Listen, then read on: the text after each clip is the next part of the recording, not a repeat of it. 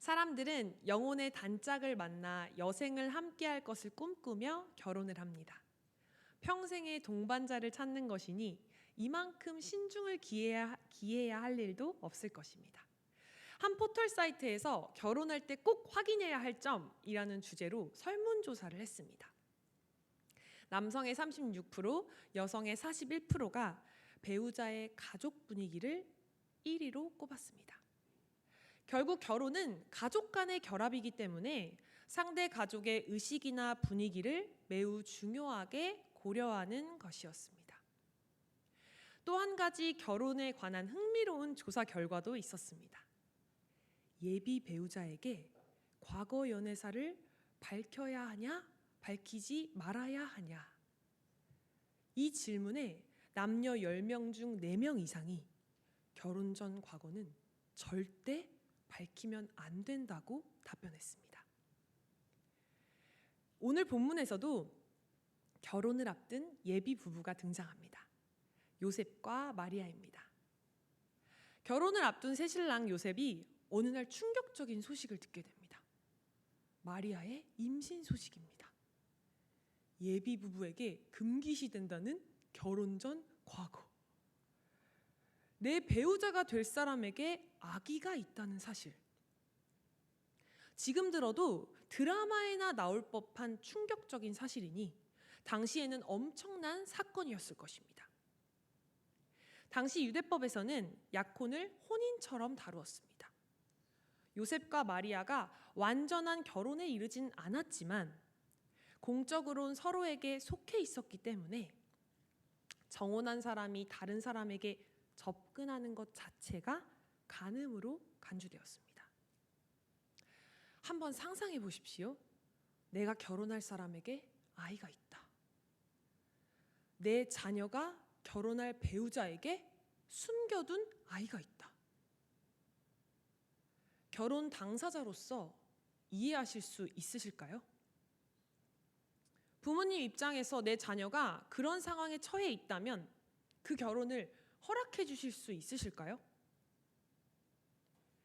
생각만 해도 억장이 무너지는 일입니다. 우린 그저 상상만 해봐도 요셉의 충격이 얼마나 컸을지 가늠해 볼 수 있습니다. 혼란 속에 헤매던 요셉은 마리아와의 관계를 정리하기로 결심합니다. 메시지 성경에 보면 19절을 이렇게 표현합니다. 요셉은 마음이 상했지만 점잖은 사람인지라 마리아에게 욕이 되지 않게 조용히 문제를 매듭지을 참이었다. 요셉은 자신 앞에 펼쳐진 문제 앞에서 할 수 있는 최선의 방법을 선택합니다. 조용히 문제를 매듭짓는 것이었습니다.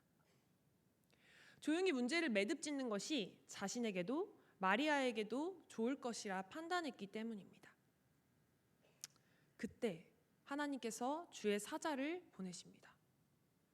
요셉아, 내 아내 마리아 데려오기를 무서워하지 마라. 요셉이 간신히 마음을 추스리고 그 문제를 마무리 지으려 하는데 갑자기 하나님께서 나타나셔서 그 문제 매듭짓지 말아라.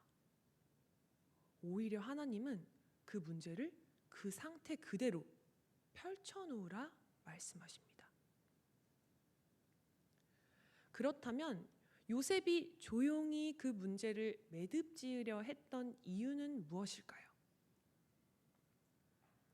마리아를 위함도 있었겠지만 그보다 더 큰 이유는 요셉 자신에게 있었습니다. 성경에 보면 요셉을 의로운 사람이라 부릅니다. 의로운 사람이라 불리던 요셉에게 이 결혼은 의롭지 않은 길, 옳지 않은 길이었습니다. 그래서 요셉은 두려웠습니다. 거룩한 결혼이 아니라는 생각에 하나님이 두려워졌을 것이고 생각만 해도 따가운 사람들의 시선도 두려웠을 것입니다. 혼전 임신으로 이미 신뢰가 깨져버린 마리아를 평생의 동반자로 맞이하는 것도 그에겐 너무나 두려운 일이었을 것입니다. 우리에게도 풀리지 않는 다양한 문제가 있습니다. 가정 문제, 직장 문제, 내 힘으로 해결할 수 없는 인간관계부터 건강 문제까지 생각만 해도 감당하기가 벅찬 것들입니다. 주님, 뭔가 잘못된 것 같습니다. 원래대로 돌려놓아 주십시오. 주님, 지금 이 상황이 너무 불편합니다. 숨 좀 쉬게 해주십시오. 그때 하나님께서는 방금 요셉에게 주신 그 음성을 우리에게 들려주십니다. 그 사건을, 그 상황을 두려워하지 마라. 그 문제를 나에게 맡겨라. 우리가 두려움이란 감정에 빠졌을 때 뚜렷해지는 음성이 있습니다. 바로 사탄의 음성입니다. 사탄은 우리가 잊고 살았던 과거를 파노라마처럼 쫙 펼치면서 우리에게 속삭입니다. 지난번에 진짜 힘들었잖아. 이번엔 더 힘들 거야. 이번엔 진짜 감당 자체가 어렵겠어. 사탄은 두려움이란 안개를 이용해서 하나님의 얼굴을 가려버립니다. 하나님이 보이지 않으니 내가 나설 수밖에 없습니다. 내 힘으로 그 문제를 해결하기 위해 애쓰고 노력하기 시작하는 것입니다. 하지만 결국 그 문제는 해결되지 않고 우린 더 큰 좌절에 빠지고 맙니다. 그런데 이쯤에서 우리가 분명하게 짚고 넘어가야 할 게 있습니다. 우리가 과거에 힘든 일을 겪고 아픈 일들을 경험했던 것들을 떠올려 볼 때 정말 아픔과 고통만 있으셨나요? 그렇지 않습니다. 우린 분명 그곳에서 구원자이신 하나님을 경험했습니다. 생각지도 못한 방법으로 역사하신 하나님을 보았고 뼛속까지 아팠던 날 위로하시는 예수님의 사랑을 경험했습니다. 그 시간엔 고통만 있었던 게 아니라 분명 하나님의 놀라운 사랑과 능력이 공존했습니다. 10년 전, 20년 전 일들도 생각해 볼까요? 그때 얼마나 힘들었습니까? 이것만큼은 내 뜻대로 해주시면 좋겠다. 얼마나 간절히 기도했습니까? 그런데 지금 우린 그때의 주님이 오르셨다고 고백합니다. 그 고통의 시간조차 하나님의 선하신 계획이었음을 인정하기에 오늘도 우린 이 예배의 자리에 나온 것입니다. 성도님들, 사탄은 내가 잃은 것에 집중하게 만듭니다. 힘들었던 기억, 고통스러운 순간, 아팠던 시간에만 집중하게 만들어서 그때 얻었던 기쁨과 소망, 그리고 회복을 싹 잊어버리게 만듭니다. 그럴 때 우리가 승리할 수 있는 방법이 있습니다. 뭔가를 내가 해야만 할 것 같은 생각, 지금 아니면 안 될 것 같은 생각에 잠식되어 갈 때 의식적으로 그때 내가 얻은 것에 집중하는 것입니다. 과거에 하나님이 주셨던 말씀, 하나님의 손길이 닿았던 크고 작은 일들을 끄집어내어서 적어내려 가는 것입니다. 여기서 포인트는 직접 내 손으로 적는 것입니다. 생각에만 머물러 있을 땐 절망의 흐름을 끊어낼 수가 없기 때문입니다. 하나님께서 행하신 일들을 직접 쓰고 소리내어 읽다 보면 우리에게 한 줄기의 빛이 들어옵니다. 아, 이번에도 하나님이 하시겠구나.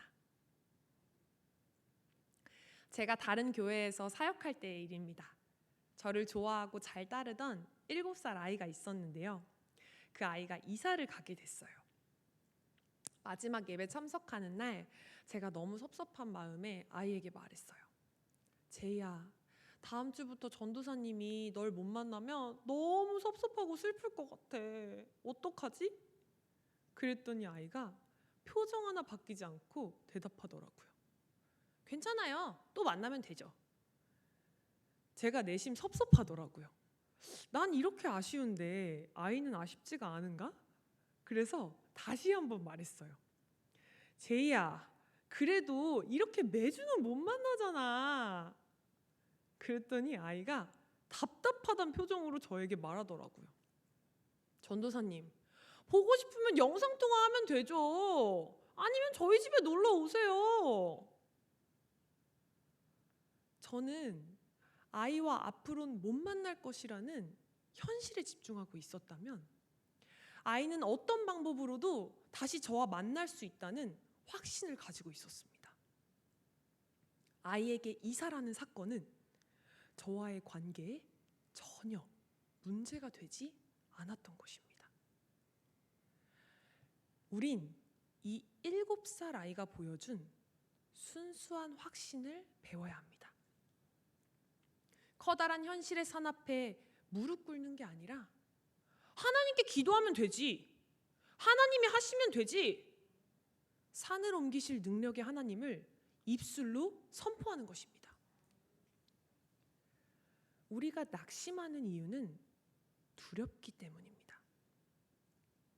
내 뜻대로 되지 않아 실패할 것이 두려운 것입니다. 그런데 내 뜻대로 되지 않는 건 실패가 아닙니다. 진짜 실패는 그 사건의 주인 대신 하나님을 잊어버리는 것입니다.